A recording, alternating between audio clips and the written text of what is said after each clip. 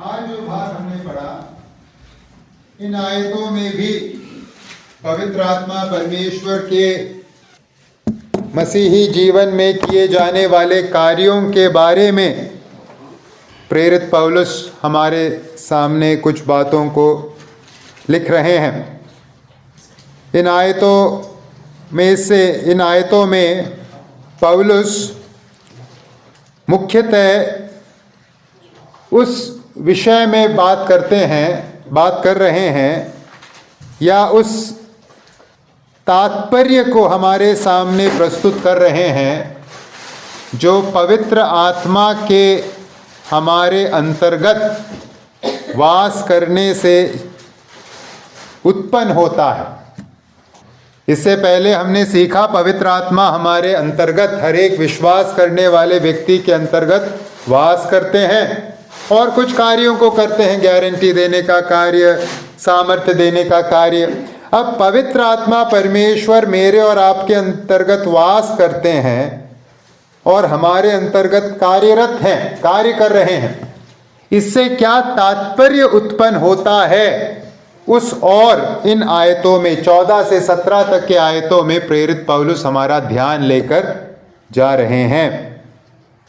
और जिस तात्पर्य के बारे में, जिस इम्प्लीकेशन के बारे में पौलुस इन आयतों में लिख रहे हैं, उसका लेना देना हमारी पहचान के साथ।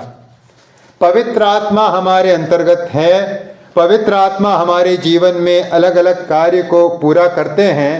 इससे क्या तात्पर्य उत्पन्न होता है? पौलुस कहते हैं हमारे पहचान के संबंध में एक महत्वपूर्ण तात्पर्य इसके द्वारा उत्पन्न होता है। और क्या है हमारे पहचान के अंतर्गत तात्पर्य? जो पवित्र आत्मा के कार्यों के द्वारा, हमारे अंतर्गत किए जाने वाले कार्यों के द्वारा हमें देखने को मिलता है, वो है कि हम परमेश्वर की संतान हैं। हम परमेश्वर की संतान हैं। अगर आपने ध्यान दिया 14 से 17 तक के आयतों में, इन 4 आयतों में, हर एक आयत में हम परमेश्वर की संतान हैं, इस सच्चाई की ओर पौलुस हमारा ध्यान आकर्षित कर रहे हैं।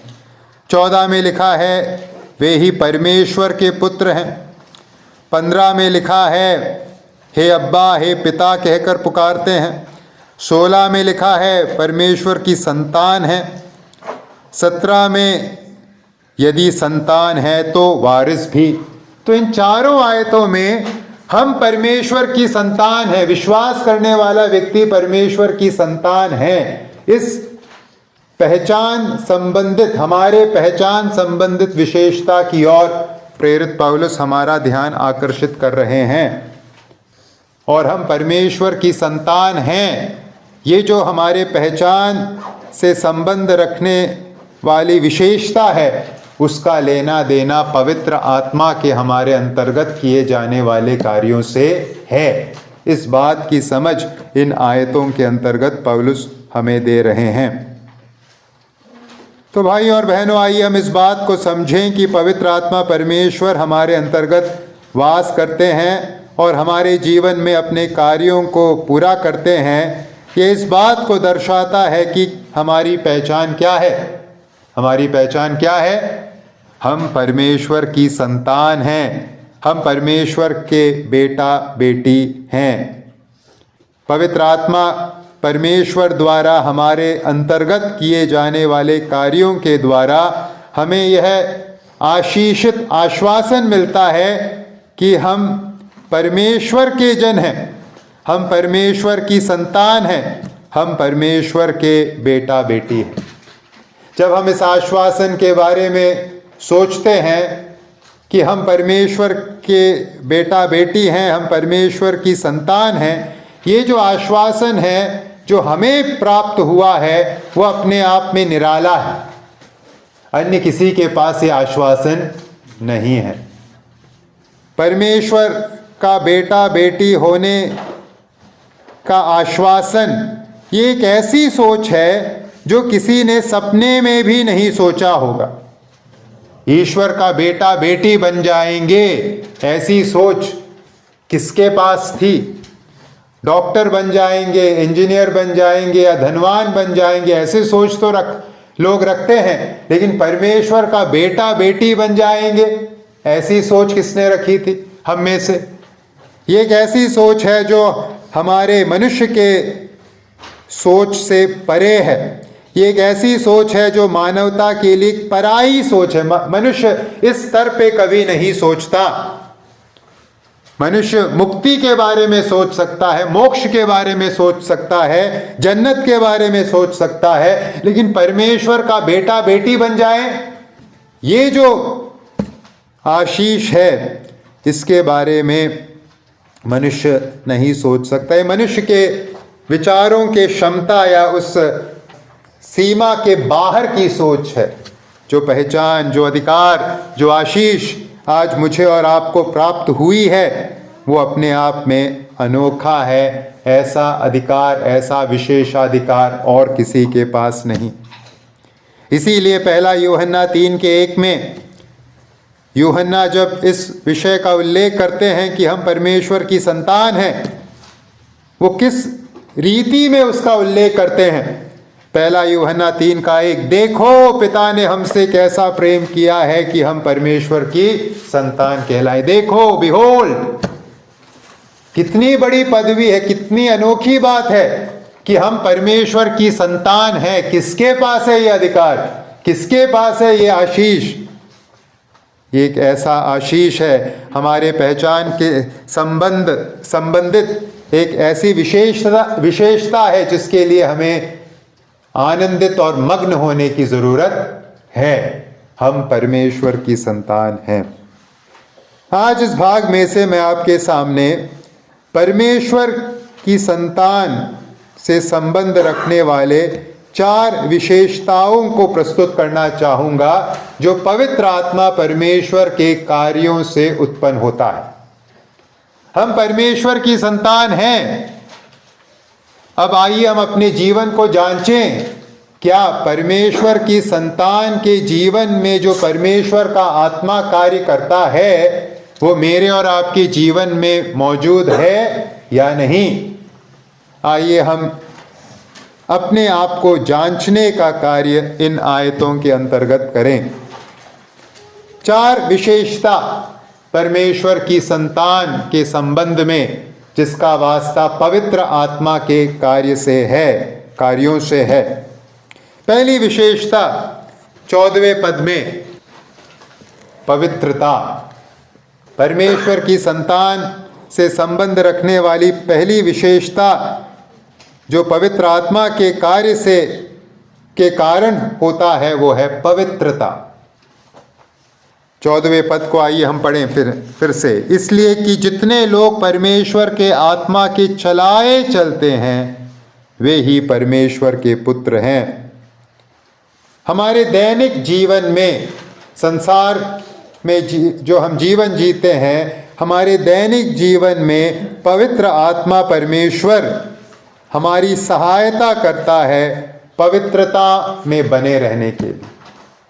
या दूसरे शब्दों में कहें तो परमेश्वर का आत्मा हमें पवित्रता की ओर चलाता है। पवित्रता में ले चलने का कार्य परमेश्वर का आत्मा हमारे जीवन में करता है। यहाँ 14वें पद को जब हम पढ़ते हैं, ध्यान दीजिए, 14वें पद की शुरुआत इसलिए शब्द से पौलुस कर रहे हैं। इसलिए से क्या है तात्पर्य? इसलिए से तात्पर्य है कि 14वें पद को हम अकेले में समझने की कोशिश न करें। इससे पहले जो बात कही गई है उससे जोड़कर हमें 14वें पद को समझने की जरूरत है। यहाँ जो इसलिए शब्द है वो इस बात को दर्शाता है कि 14वां पद 13वें पद का स्पष्टीकरण है। 14वां पद 13वें पद का स्पष्टीकरण है। 13वें पद में हमने पढ़ा, अगर आपको स्मरण है, कि हमें आत्मा से देह की क्रियाओं को मारना होगा। हमें आत्मा के द्वारा, पवित्र आत्मा के सामर्थ्य से, गए सप्ताह जैसे हमने सीखा, देह के क्रियाओं या पापमय क्रियाओं को मारना होगा। अब एक नए चित्र का इस्तेमाल करते हुए उसी आशय को और स्पष्टता के साथ 14वें आयत में पौलुस दर्शा रहे हैं। क्या कहकर? परमेश्वर के आत्मा के चलाए चलो, इस आशय को प्रस्तुत करके। तो यहाँ पौलुस क्या कह रहे हैं? पौलुस कह रहे हैं आत्मा से देह की क्रियाओं को मारने का दूसरा अर्थ है परमेश्वर के आत्मा के चलाए चलना। आत्मा से देह की क्रियाओं को मारने से तात्पर्य है परमेश्वर के आत्मा के चलाए चलना। ये है मसीही जीवन। आत्मा से देह की क्रियाओं को मारने से तात्पर्य है पवित्रता, और उसी प्रकार से परमेश्वर के आत्मा के चलाए चलने से तात्पर्य भी है पवित्रता। तो पहली विशेषता जो प्रेरित पौलुस परमेश्वर की संतान हम हैं इस संबंध में प्रस्तुत करते हैं वो है पवित्रता। यहाँ जब हम पढ़ते हैं 14वें आयत में पवित्र परमेश्वर के आत्मा के चलाए चलते हैं, इससे क्या है तात्पर्य?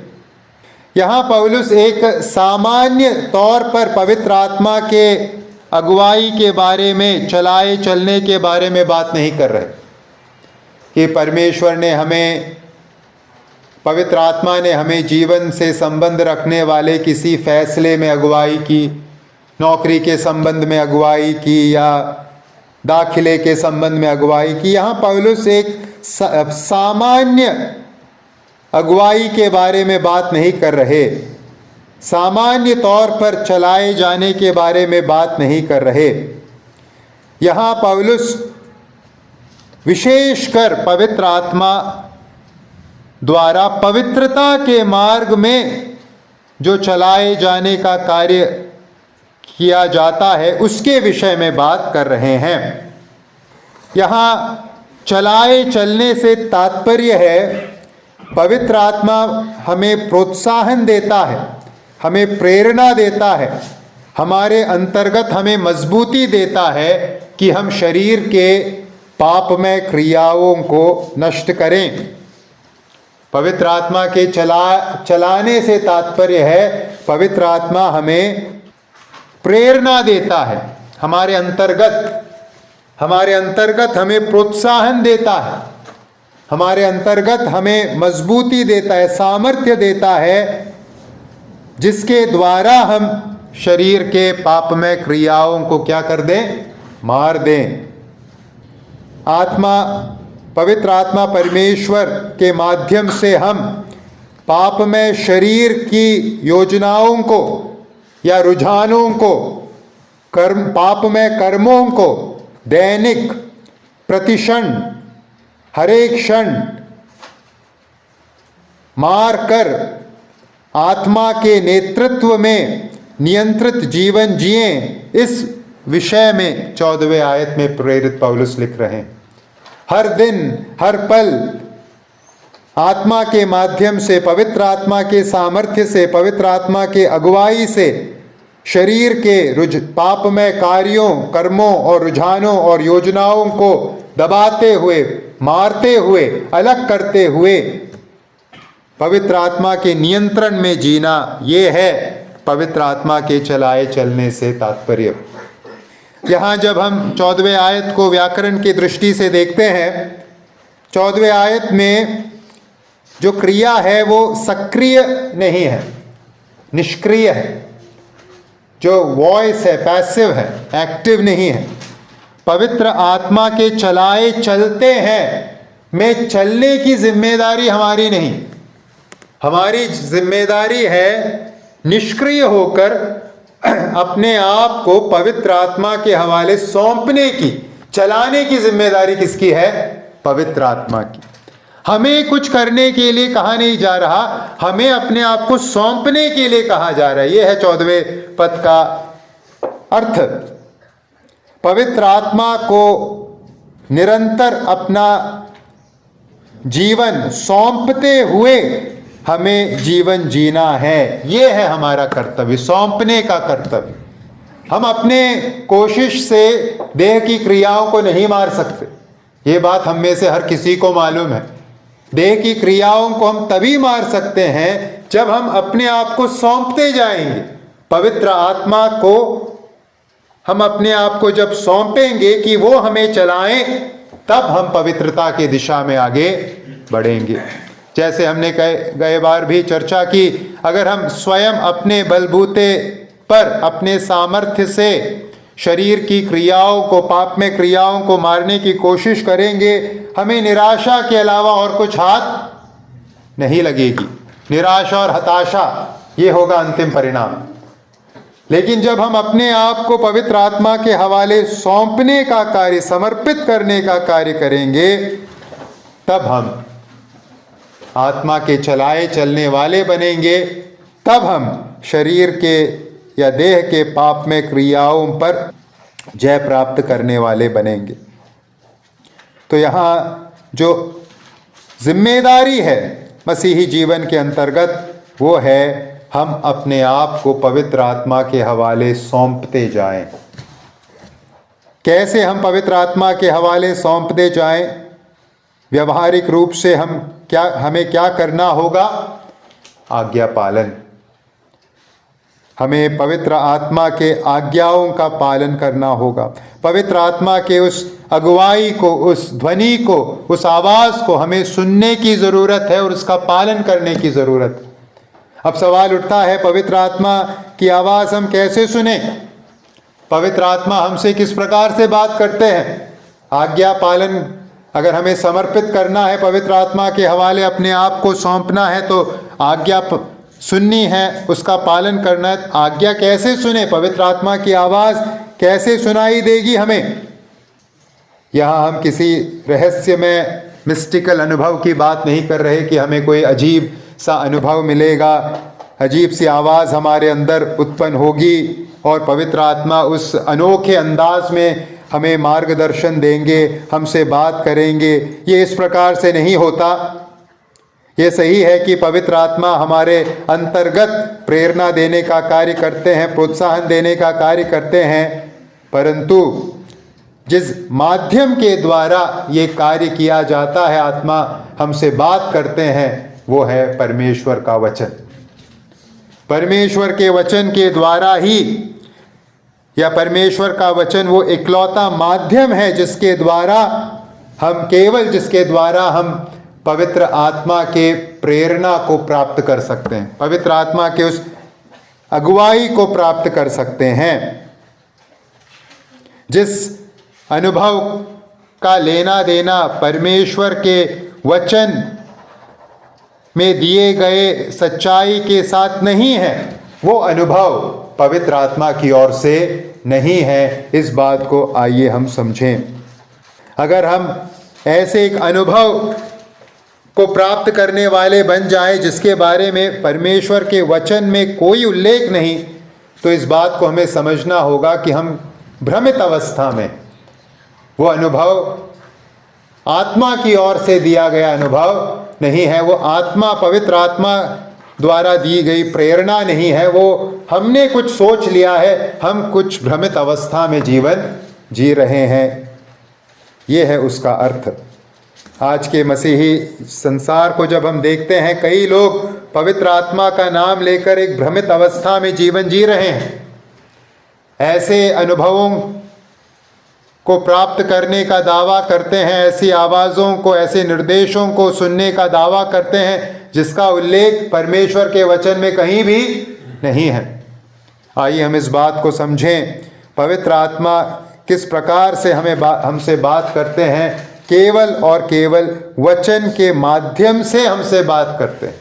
हाँ, हमारे अंतर्गत कुछ हमें प्रेरणा देंगे, हमें प्रोत्साहन देंगे, लेकिन उसके लिए वचन के द्वारा ही पवित्र आत्मा परमेश्वर कार्य करेंगे। वचन के अलावा किसी माध्यम से, किसी तरीके से वो कार्य नहीं करते। केवल लिखित वचन के माध्यम से ही हम जान पाते हैं कि आंतरिक रूप से हमें प्रेरित करने वाली आवाज़ वास्तव में पवित्र आत्मा से है या हम किसी भ्रमित अवस्था में हैं। अगर हमारे अंतर्गत उत्पन्न होने वाली प्रेरणा लिखित वचन के विपरीत है तो वो प्रेरणा पवित्र आत्मा की ओर से नहीं।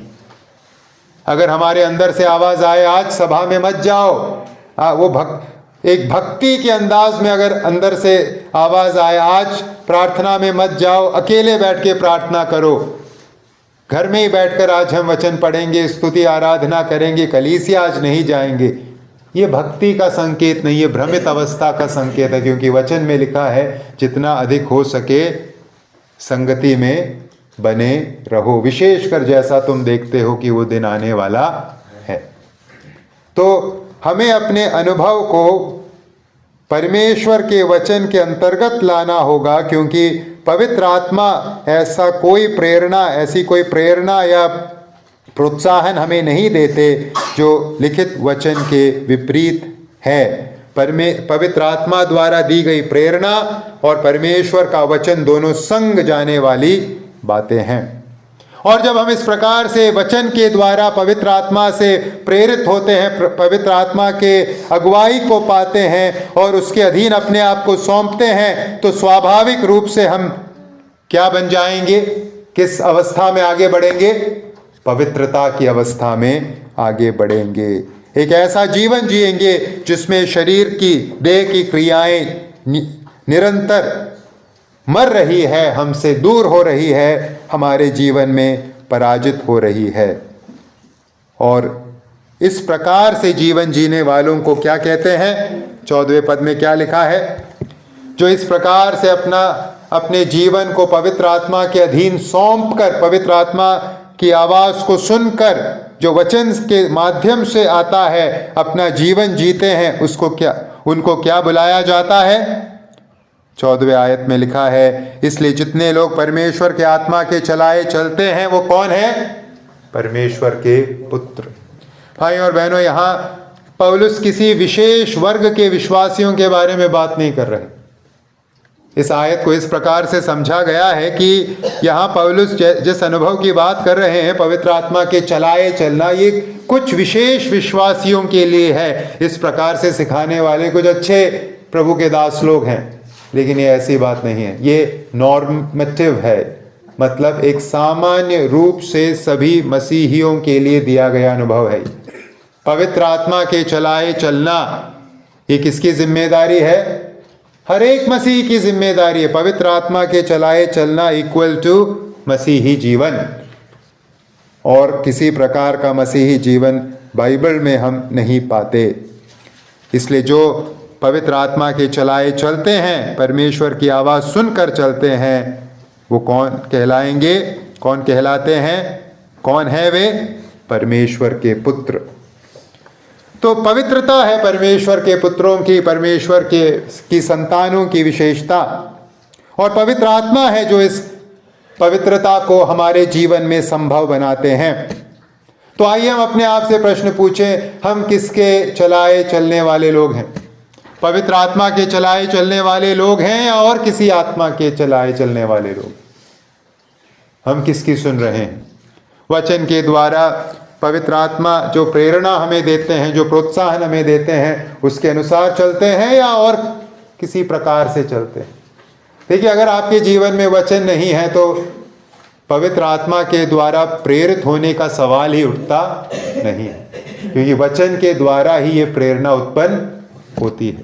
अगर मेरे जीवन में वचन नहीं है तो पवित्र आत्मा से प्रेरित होने का सवाल ही पैदा नहीं होता, और पवित्रता में चलने की गुंजाइश फिर उस जीवन में नहीं होती।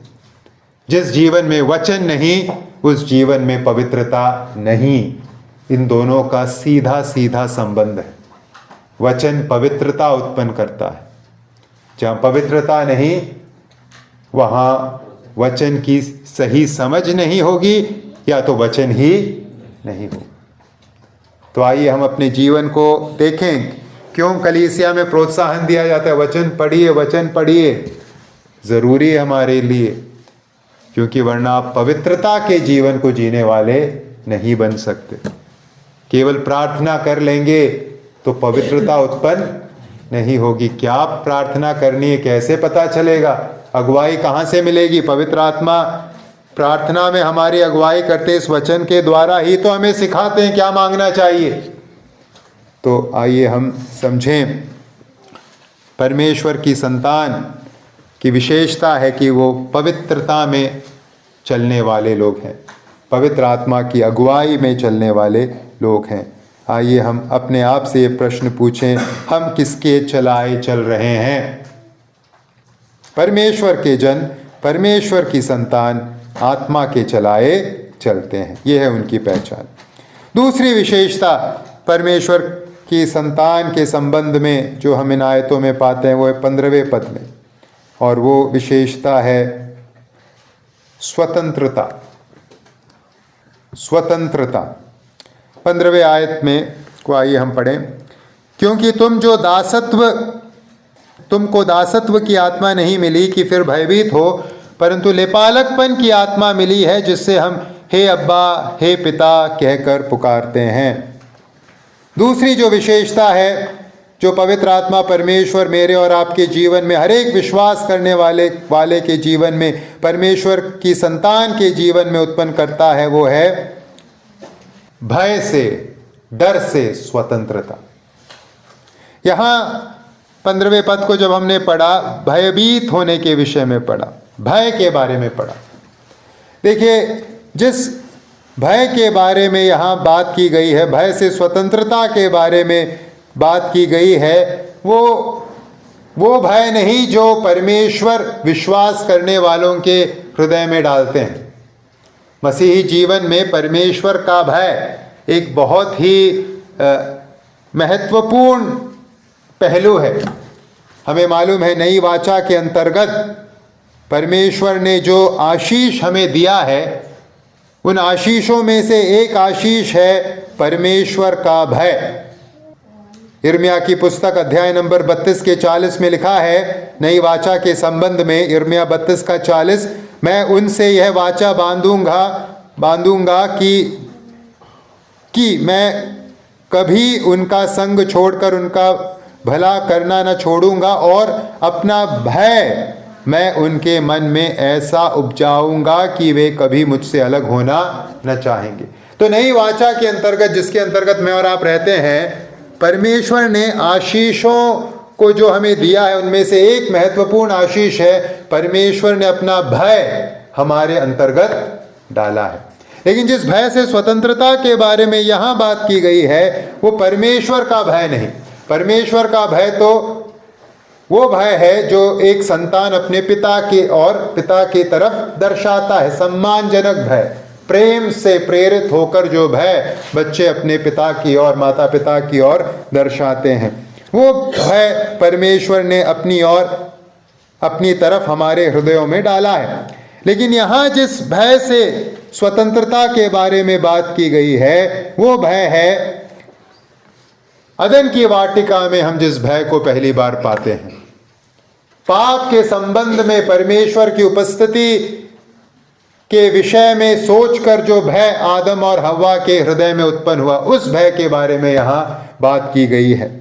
उत्पत्ति की पुस्तक अध्याय नंबर 3 उसके 8 से 10 तक के पद में हम उस भय का जिक्र पाते हैं। आदम और हव्वा परमेश्वर के साथ एक अति घनिष्ठ संगति में रहा करते थे, लेकिन जिस दिन उन्होंने उस वर्जित वृक्ष के फल को तोड़कर खाया, उस दिन क्या हुआ? वहां पढ़ते हैं, तब प्रभु परमेश्वर जो दिन के ठंडे समय वाटिका में फिरता था का शब्द उनको सुनाई दिया। तब आदम और उसकी पत्नी वाटिका के वृक्षों के बीच प्रभु परमेश्वर से छिप गए। तब प्रभु परमेश्वर ने पुकार कर आदम से पूछा, तू कहाँ है? उसका उत्तर ध्यान से देखिएगा 10वें पद में। उसने कहा, मैं तेरा शब्द बारी में सुनकर डर गया। यह है डर की शुरुआत, भय की शुरुआत। जैसे ही मनुष्य ने पाप किया, परमेश्वर की आज्ञा का उल्लंघन किया, तुरंत उसी क्षण उसके अंतर्गत परमेश्वर के प्रति क्या आ गया? डर आ गया। उस भय की बात नहीं कर रहे जो भय नई वाचा के अंतर्गत परमेश्वर ने हमें दिया है। एक पिता के प्रति बच्चों का भय, आदरपूर्ण भय, प्रेम पूर्ण भय, वो भय नहीं, लेकिन एक खौफ, दंड मिलने का खौफ, न्याय का खौफ, वैसा भय यहां हम आदम और हव्वा के अंतर्गत पाते हैं। और हमें मालूम है ये भय, ये डर, ये खौफ केवल आदम और हव्वा तक सीमित नहीं था। इस संसार में जितने भी पापी जन हैं, हर किसी के अंतर्गत न्याय का डर, दंड का भय भरा हुआ है। न्याय का डर, दंड का भय इस संसार के हरेक पापी मनुष्य के अंतर्गत भरा हुआ है। और इसका सबसे बड़ा सबूत क्या है? इसका सबसे बड़ा सबूत है इस संसार में तेजी से पनपने वाली भक्ति प्रणालियां। क्यों इस संसार में भक्ति प्रणालियां तेजी से पनप रही है? क्यों भक्ति के नाम पर लोग कुछ भी करने के लिए तैयार हैं, कुछ भी करने के लिए तैयार हैं? कारण क्या है? कारण है उनके अंतर्गत क्या है? खौफ है। उनके अंतर्गत एक भय है कि मैंने पाप किया है, मेरे ऊपर दंड की आज्ञा आएगी, इस बात का डर उनके अंतर्गत है। और उनकी आत्मा, उनकी अंतरात्मा उन्हें नित्य दोषी ठहरा रही है। और उस दोष के एहसास के चलते उनका हृदय डर से, भय से क्या है? भरा हुआ है। आत्मा, अंतरात्मा के द्वारा दोषी ठहराए जाने से भय, और आने वाले न्याय के बारे में सोचकर भय, दोनों प्रकार के भय से इस संसार में जो पापी जन हैं उनका हृदय भरा हुआ है। रोमियो की पत्री, इसी पत्री के दूसरे अध्याय के 15वें आयत में हमने अंतरात्मा के द्वारा दोष लगाए जाने से उत्पन्न होने वाले भय के बारे में पढ़ा। रोमियो 2 का 15 वे व्यवस्था की बातें अपने अपने हृदयों में लिखी हुई दिखाते हैं, और उनके विवेक भी गवाही देते हैं, और उनके विचार परस्पर दोष लगाते और उन्हें निर्दोष ठहराते हैं। एक पापी व्यक्ति का मन उसे निरंतर क्या ठहरा रहा है? दोषी ठहरा रहा है। तूने गलत किया है, तूने गलत किया है। उसी की आत्मा उसी को दोषी ठहरा रही है। और प्रेरितों 28 के 4 में हम पढ़ते हैं किस प्रकार से हर एक व्यक्ति के अंदर, इस संसार के हर एक व्यक्ति के अंदर, क्या सभ्य क्या असभ्य, क्या जंगल में रहने वाला, क्या गांव में रहने वाला, क्या शहर में रहने वाला, सबके अंतर्गत न्याय के विषय में जागरूकता है। प्रेरितों की पुस्तक अध्याय नंबर 28 के 4 में जब उन निवासियों ने सांप को उसके हाथ में लटके हुए देखा तो आपस में कहा, सचमुच यह मनुष्य हत्यारा है कि यद्यपि समुद्र से बच गया तो भी न्याय ने जीवित रहने न दिया।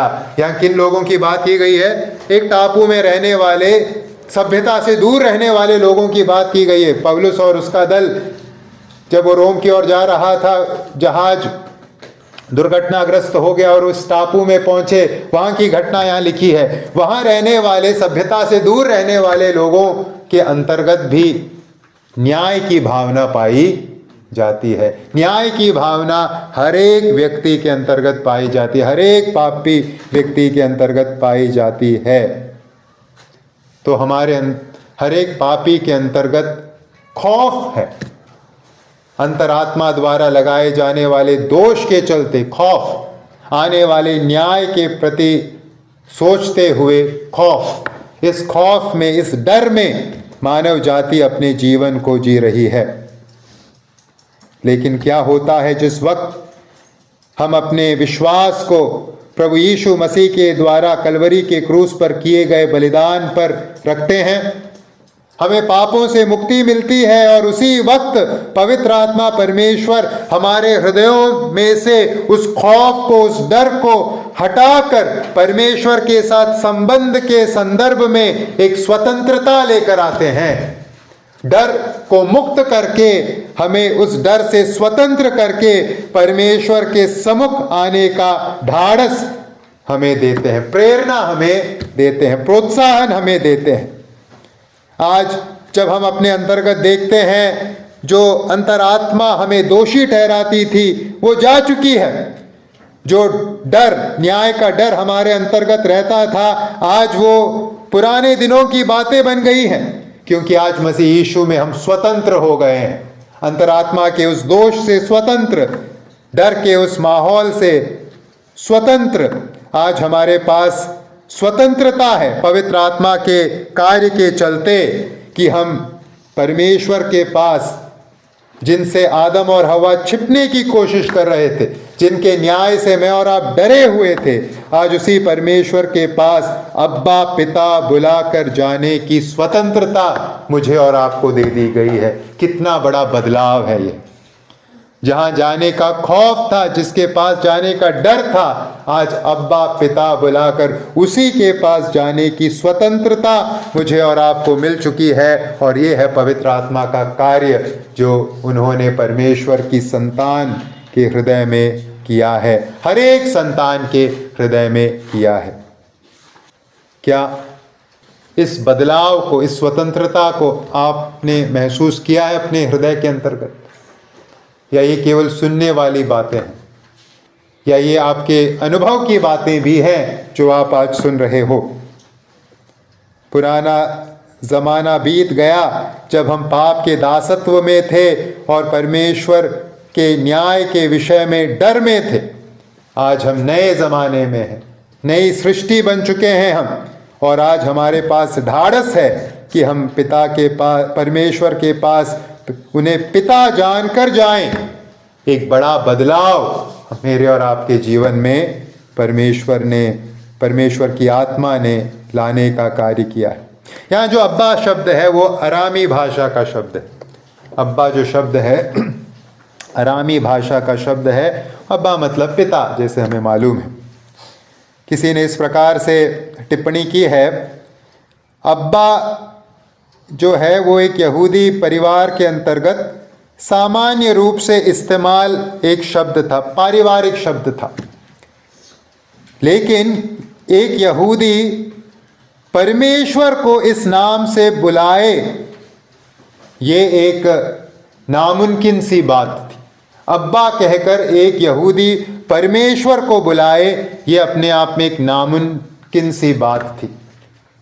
लेकिन जब हम प्रभु यीशु मसीह के सेवकाई को देखते हैं, प्रभु यीशु मसीह ने जब भी प्रार्थना की, सिवाय क्रूस पर जब उन्होंने पिता को बुलाया, संबोधित किया, उस एक प्रार्थना को छोड़कर प्रभु ने की प्रार्थनाएं जो वचन में बताई गई हैं, उन सब में प्रभु यीशु मसीह ने परमेश्वर को, पुत्र ने परमेश्वर को किस नाम से बुलाया?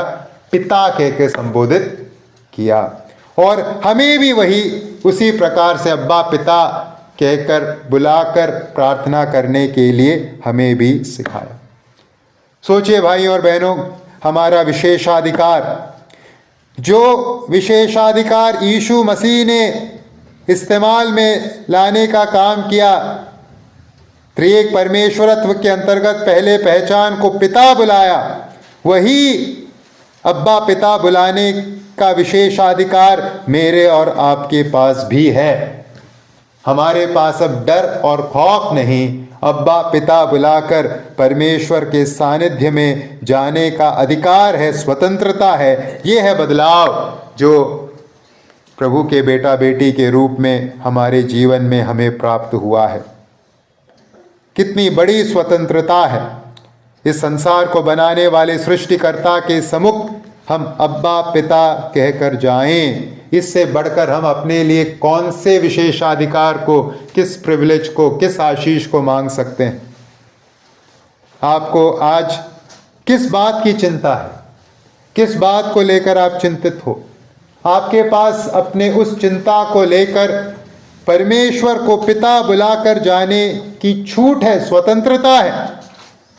अगर आप चिंतित हो, मेरे जीवन में ये फलाना स्वभाव है, ये फलाना आदत है, जाइए उस स्वतंत्रता का इस्तेमाल कीजिए, पिता से कहिए।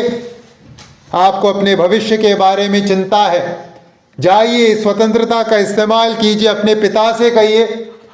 आप आर्थिक तंगी से गुजर रहे हैं, आप स्वास्थ्य संबंधित तकलीफों से गुजर रहे हैं, परिवार में अशांति है, टकराव है, जो भी बात आज आपको परेशान कर रही है, आपके पास स्वतंत्रता है। आप पिता के पास जाइए और ढाढ़स से, आनंद से अपने आवश्यकता को हे अब्बा, हे पिता कहकर बोलिए। इब्रानियों की पत्री 4:16 में इब्रानियों का लेखक ऐसा ही करने के लिए हमें प्रेरणा देता है, हमें प्रोत्साहन देता है। इब्रानियों 4:16, इसलिए आओ हम अनुग्रह के सिंहासन के निकट हियाव बांधकर चले कि हम पर दया हो और वह अनुग्रह पाएं जो आवश्यकता के समय हमारी सहायता करे। आवश्यकता के समय अनुग्रह के सिंहासन के समीप आइए। इधर उधर भटकने की जरूरत नहीं, इधर उधर जाने की जरूरत नहीं, हैरान परेशान घूमने की जरूरत नहीं। स्वतंत्रता है। अब्बा पिता बुलाकर पिता के सम्मुख अपने जीवन की आवश्यकता को, परिस्थिति को प्रस्तुत करें और अपने जीवन में उस आश्वासन को पाएं। कितने दुख की बात है, हमारे पास इतना बड़ा अधिकार है। अब्बा पिता बुलाकर अनुग्रह के सिंहासन के निकट जाकर अपनी जो भी तकलीफ है, परेशानी है, चिंता है, डर है, सौंपने का अधिकार है, स्वतंत्रता है, लेकिन समय नहीं, प्रार्थना का समय नहीं। इतने व्यस्त हैं, अपनी चिंताओं में इतने उलझे हैं कि प्रार्थना करने का समय नहीं। प्रार्थना होती है 5 मिनट कर लेते हैं, कभी 10 मिनट भी कर लेते हैं, उससे ज्यादा नहीं। इसीलिए तो हम इतने उलझे पड़े हैं। प्रार्थना रूपी विशेषाधिकार अब्बा पिता बुलाकर अपने हृदय के भय को, डर को, चिंताओं को, सब कुछ सौंपने का जो अधिकार हमें दिया है, फ्रीडम हमें मिला है, उसका इस्तेमाल ही नहीं कर रहे। इसलिए जीवन उलझा हुआ है। हम सोचते हैं कि सब कुछ सुलझा लेंगे, उसके बाद बचे समय में भक्ति करेंगे, प्रार्थना करेंगे, वचन पढ़ेंगे। हमने जीवन को बहुत गलत समझा है। प्रभु ने बार बार इस बात को इस कलीसिया के अंतर्गत दोहराया है। सबसे पहले अपने मेरे राज और धर्म की खोज करो, बाकी सब बातें तुम्हें दे दी जाएंगी। तुम क्यों अपने जीवन को सुधार कर मेरे पास आने की कोशिश कर रहे हो? नहीं आ पाओगे। अपने जीवन की चिंताओं को लेकर मेरे पास आ जाओ, मुझे पहला स्थान दो, मैं तुम्हें संभालूंगा। आइए भाई और बहनों, हम इस फ्रीडम का, इस स्वतंत्रता का इस्तेमाल करें। हम ऐसे कहने वाले नहीं बने, अरे टाइम नहीं है प्रार्थना में बैठने के लिए, टाइम नहीं है वचन पढ़ने के लिए। हम मूर्ख बन रहे हैं, शैतान हमें उलझा रहा है, और कुछ नहीं। किसी ने परमेश्वर के लिए समय न देखकर समय को बचाया नहीं है, इस बात को याद रखिए। परमेश्वर के लिए समय न देखकर अगर आपको लग रहा है कि आप समय का सदुपयोग कर रहे हो, आप भ्रमित अवस्था में हो। अंत में आपको समझ आएगा मैंने गंवा दिया उस समय। सबसे उत्तम समय का इस्तेमाल जो हम कर सकते हैं वो परमेश्वर के लिए ही कर सकते हैं। तो ऐसा कीजिएगा। अब्बा पिता बुलाकर जिस स्वतंत्रता को पवित्र आत्मा ने मुझे और आपको दिया है उसका इस्तेमाल कीजिए। और किसी के पास नहीं है, जैसे हमने शुरुआत में कहा, ऐसी सोच और किसी के पास है ही नहीं कि सृष्टिकर्ता को अब्बा पिता बुलाएं। ऐसी सोच नहीं है किसी के पास। ये मानवीय विचारों के सीमा के बाहर है, मानव क्षमता के बाहर है ऐसी सोच कि हम सृष्टिकर्ता के बेटा बेटी बने। तो दूसरी विशेषता परमेश्वर की संतान के संबंध में वो है जो हम सीख रहे हैं, स्वतंत्रता, भय से स्वतंत्रता। परमेश्वर के साथ संबंध के संदर्भ में भय से स्वतंत्रता। पहली विशेषता हमने सीखी पवित्रता, दूसरी विशेषता हमने सीखी स्वतंत्रता। तीसरी विशेषता परमेश्वर की संतान के संबंध में 16वें आयत में हम पढ़ते हैं, और वो है आश्वासन। आश्वासन 16वां पद हम पढ़ेंगे। आत्मा आप ही हमारी आत्मा के साथ गवाही देता है कि हम परमेश्वर की संतान हैं। तीसरी विशेषता परमेश्वर की संतान के संबंध में जो इन आयतों में हम पढ़ते हैं, जो पवित्र आत्मा के कार्य के द्वारा उत्पन्न होता है, वो है आश्वासन कि हम वास्तव में परमेश्वर की संतान है। परमेश्वर का आत्मा हमें आश्वासन देता है कि वास्तव में मैं और आप परमेश्वर की संतान हैं। और ये आश्वासन पवित्र आत्मा किस प्रकार से हमारे जीवन में लेकर आता है? 16 में जैसे हमने पढ़ा, आत्मा हमारी आत्मा के साथ आप ही गवाही देता है। पवित्र आत्मा परमेश्वर हमारे अंतर्गत जो हमारी आत्मा है उसके साथ गवाही देने का कार्य करता है। किस बात की गवाही? कि हाँ, तुम मेरे बच्चे हो, मेरी संतान हो, मेरे पुत्र हो, मेरी पुत्री हो। पवित्र आत्मा परमेश्वर हमारी आत्मा की गवाही को अनुमोदित करने का कार्य करते हैं। पवित्र आत्मा परमेश्वर हमारी आत्मा की गवाही को अनुमोदित करने का कार्य करते हैं। हम जब कहते हैं हम परमेश्वर के बेटा बेटी हैं, हम किसी गलत फहमी के शिकार नहीं हैं, हम किसी भ्रमित अवस्था में पड़े लोग नहीं हैं कि वास्तव में और कुछ और कह रहे हैं कि हम परमेश्वर के बेटा बेटी हैं। नहीं, पवित्र आत्मा परमेश्वर हमारे आत्मा के साथ मिलकर ये गवाही देता है और अनुमोदित करता है कि हाँ, सचमुच हम कौन हैं? हम परमेश्वर के बेटा बेटी हैं। देखिए, पवित्र आत्मा द्वारा दिए गए गवाही को और हमारी आत्मा की गवाही को अलग करके सुनना संभव नहीं है। दोनों हमारे अंतर्गत होने वाली बातें हैं। तो यहाँ पौलुस जब कहते हैं कि आत्मा आप ही हमारी आत्मा के साथ गवाही देता है कि हम परमेश्वर की संतान हैं, यहाँ पौलुस जिस बात पर जोर दे रहे हैं वो है ये जो आश्वासन है कि हम परमेश्वर की संतान हैं, ये एक ठोस आश्वासन है। पवित्र आत्मा परमेश्वर ठोस आश्वासन हमें देता है कि हम वास्तव में परमेश्वर की संतान हैं।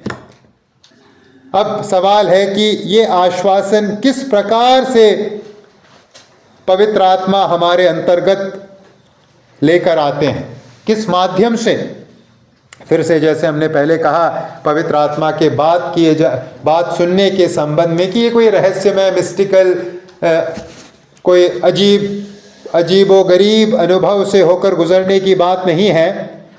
पवित्र आत्मा की गवाही भी हम किसी अजीबो गरीब रहस्यमय अनुभव से होकर गुजर कर नहीं प्राप्त करते।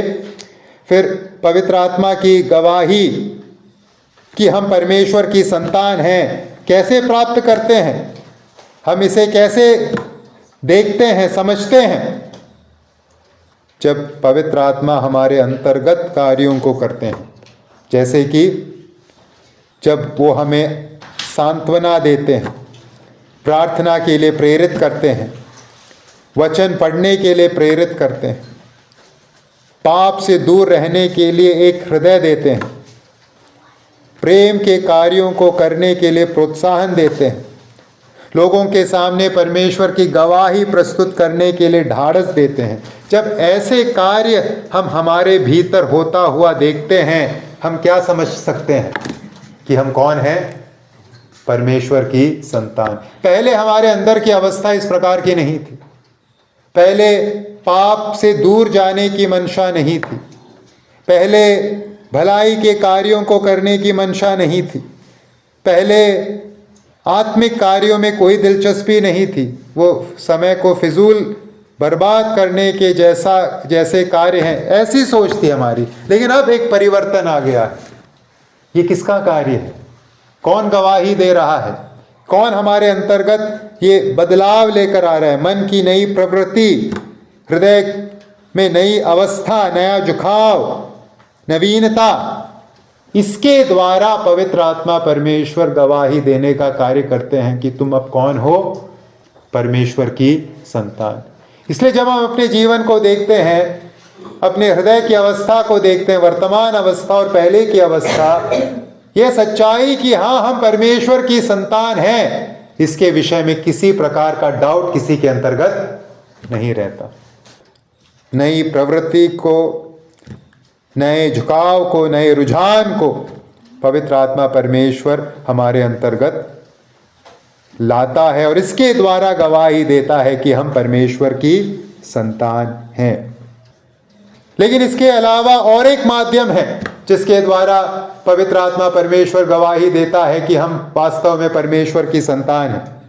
देखिए, कई बार ऐसा होता है कि जीवन में पवित्रता में जिस प्रकार से बढ़ना चाहिए उस प्रकार से हम बढ़ नहीं पाते, और एक प्रकार से एक निराशा या एक फ्रस्ट्रेशन हमारे अंतर्गत उत्पन्न हो जाती है कि मसीह जीवन में मैं उन कार्यों को नहीं कर पा रहा जैसा मुझे करना चाहिए। और ऐसे समयों में शैतान कई बार आकर हमारे मन में शंका भी पैदा करने की कोशिश करता है, तुम क्या सचमुच परमेश्वर के हो? तुम क्या सचमुच परमेश्वर के हो? मत बाइबल पढ़ो, मत प्रार्थना करो। ऐसी जो विचार हैं ये शैतान हमारे अंदर बीच में लाता है। तो कई बार हमारे अंदर अंतर्गत पवित्र आत्मा परमेश्वर जो कार्य करते हैं उसे हम नहीं देख पाते। क्या ऐसी कुछ परिस्थितियां आती हैं जीवन में, कुछ विशेष दिन आते हैं, लेकिन जब हम अंदर के कार्यों को नहीं देख पा रहे और एक नकारात्मक भावना हमारे ऊपर हावी हो रही है, ऐसे मौकों पर भी पवित्र आत्मा की गवाही कि हम परमेश्वर की संतान हैं, इसे हम प्राप्त करते हैं, और उसका माध्यम है परमेश्वर का वचन। जैसे हमने पहले पवित्र आत्मा के द्वारा निर्देश दिए जाने के बारे में चर्चा की, सीखा कि वो हमेशा वचन के द्वारा होता है, उसी प्रकार से हम परमेश्वर की संतान हैं इस बात की गवाही भी पवित्र आत्मा परमेश्वर वचन के द्वारा देते हैं। शैतान जब मन में यह ख्याल डालता है कि अरे तुम परमेश्वर के कहाँ, देखो तुम्हारा जीवन कैसा है, तब हमें वचन के द्वारा शैतान को उत्तर देना होगा। यूहन्ना 3:36 में लिखा है, जो पुत्र पर विश्वास करता है अनंत जीवन उसका है। अनंत जीवन उसका है, वास्तविकता है। तुमने विश्वास किया है, अनंत जीवन तुम्हारा है। या दूसरा कोरिन्थियों 5:17, यदि कोई मसीह में है तो वह नई सृष्टि है। होगा या संभावना है, गुंजाइश है, ऐसी बातें यहां नहीं लिखी है। अनंत जीवन उसका है, वह नई सृष्टि है। हमें शैतान को ये बातें, अपने आप को ये बातें स्मरण दिलानी होगी और शैतान को ये बात कहनी होगी। पवित्र आत्मा परमेश्वर उद्धार के संबंध में हमें आश्वासन देते हैं ताकि हम एक ऐसे अवस्था में न जा गिरे जहां हम अपने उद्धार को लेकर डाउटफुल हैं। सचमुच उद्धार हुआ है या नहीं हुआ है? कैसे हम ऐसे एक भ्रम से बाहर निकले, शंका की अवस्था से बाहर निकले? पवित्र आत्मा परमेश्वर का कार्य जो वास्तव में परमेश्वर का है, जो वास्तव में उद्धार पाया है, जिसके अंदर पवित्र आत्मा है, उसके अंदर ये आश्वासन भी है, क्योंकि वो पवित्र आत्मा की गवाही सुन रहा है कि हाँ तुम परमेश्वर के हो। तो आइए हम इस बात को समझें कि हम परमेश्वर के बेटा बेटी हैं। ये जो पहचान है हमारी, ये हमारे प्रयत्नों पर आधारित नहीं, ये हमारे परफॉर्मेंस पर आधारित नहीं, हमने कुछ करके ये कमाया नहीं है।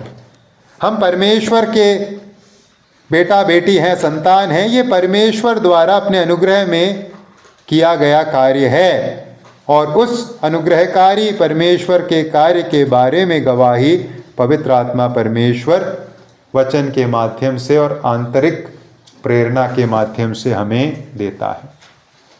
इसलिए हम अपने उद्धार के विषय में आश्वस्त रहें।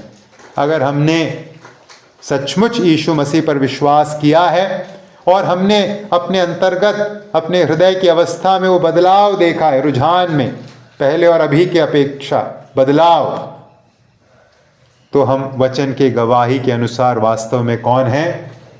परमेश्वर की संतान। तो यह आश्वासन अपने अंतर्गत रखिए। आत्मा आप ही हमारी आत्मा के साथ गवाही देता है कि हम परमेश्वर की संतान हैं। इसमें प्रश्न चिन्ह लगाने की अब जरूरत नहीं है, अगर आपने वास्तव में विश्वास किया है।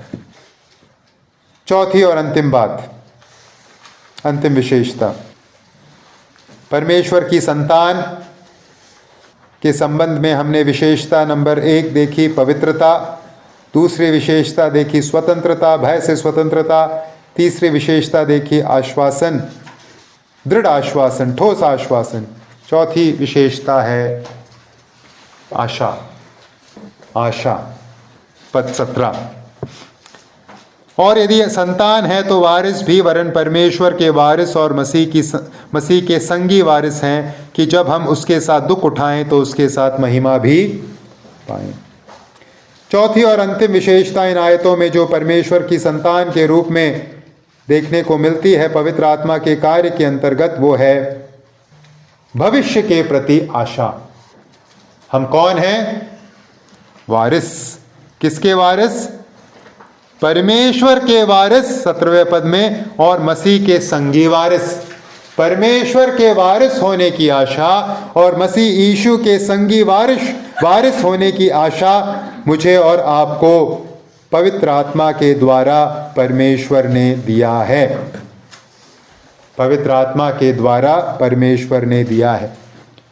इस विषय में हमने पहले सीखा है, इसलिए मैं ज़्यादा नहीं बोलना चाहूँगा। इफिसियों 1 के 13 और 14 में हमने इससे पहले पवित्र आत्मा के गारंटी देने वाले कार्य को सीखा। तब पढ़ा था कि पवित्र आत्मा को हमें बयाने के रूप में दिया गया।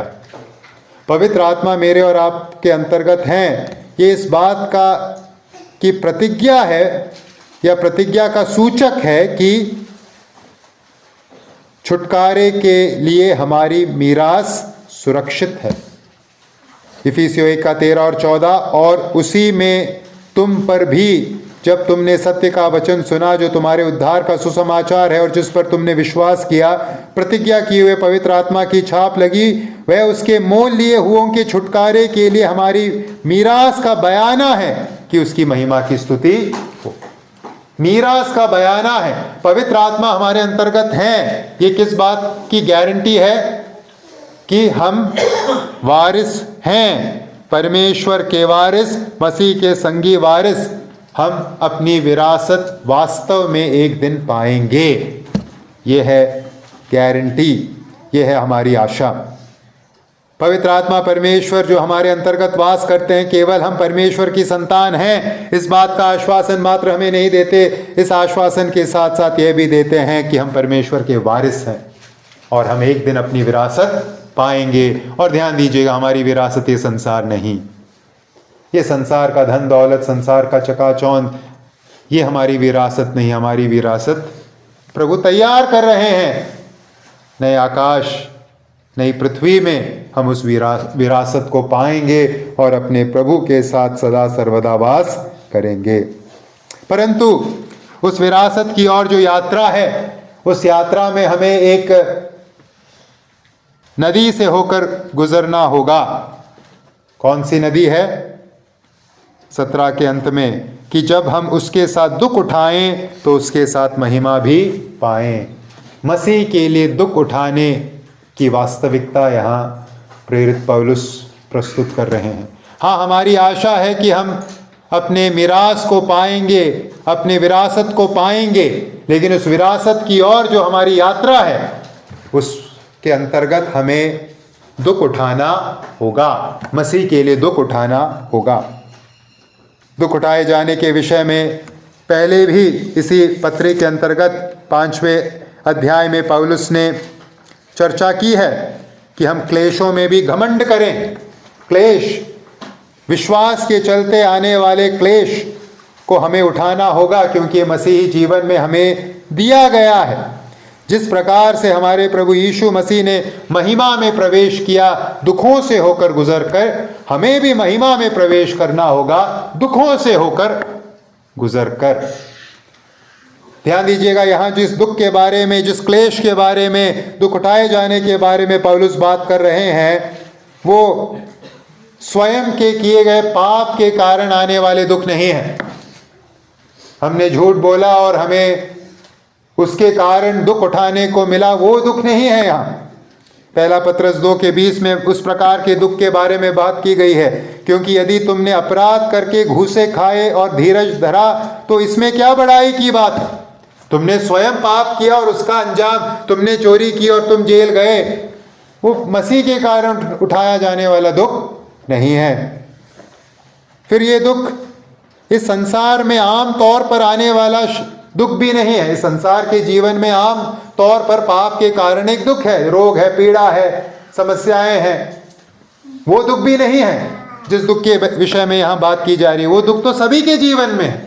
क्या विश्वासी क्या अविश्वासी, सब बीमार पड़ते हैं, सब अस्पताल जाते हैं, सब अनेक दुखों से होकर स्वाभाविक रूप से गुजरते हैं। फिर किस दुख के बारे में बात की गई है यहाँ? उस दुख के बारे में जो यीशु मसीह के पीछे चलने से और उसके कारण से ही हमें मिलता है। या उस क्रूस के बारे में बात की गई है, जिस क्रूस को उठाकर मेरे पीछे चलना होगा, प्रभु यीशु ने जिसके बारे में कहा। मत्ती 10:38 में प्रभु ने कहा, मत्ती 10:38, और जो अपना क्रूस लेकर मेरे पीछे न चले वह मेरे योग्य नहीं। इस सताव, इस क्रूस के बारे में, इस दुख के बारे में पौलुस बात कर रहे हैं। आइए हम इस संसार के जीवन में समझें, जब हम मसीह के पीछे चलेंगे, पवित्र आत्मा की अगुवाई में चलेंगे, पवित्र आत्मा के चलाए चलेंगे, पवित्रता में चलेंगे, दुख आएंगे। आप दुखों को अगर बचाने की कोशिश करोगे, आप अपनी मीरास खो बैठोगे। तो मीरास पर ध्यान देकर, विरासत पर ध्यान देकर आने वाले दुखों पर ध्यान देने वाले न बने, जैसे पौलुस ने किया, जैसे प्रभु के दासों ने किया। आइए हम उस मीरास की ओर अपनी दृष्टि को लगाए रखें जो हमारा इंतज़ार कर रहा है, और उस मार्ग पर जो दुख आते हैं विश्वास के चलते, उसको हम ज़्यादा अहमियत न दें, क्योंकि जिस दिन हम उस विरासत को प्राप्त करेंगे उस दिन बाकी सब दुख क्या हो जाएगा, इस प्रकार से चला जाएगा कि हमें स्मरण भी नहीं रहेगा कि हम किस दुख से होकर गुजरे हैं। तो हम आशा से भरा जीवन जिए। हमारी आशा है पवित्र आत्मा के कार्य के द्वारा कि हम क्या पाएंगे, विरासत पाएंगे।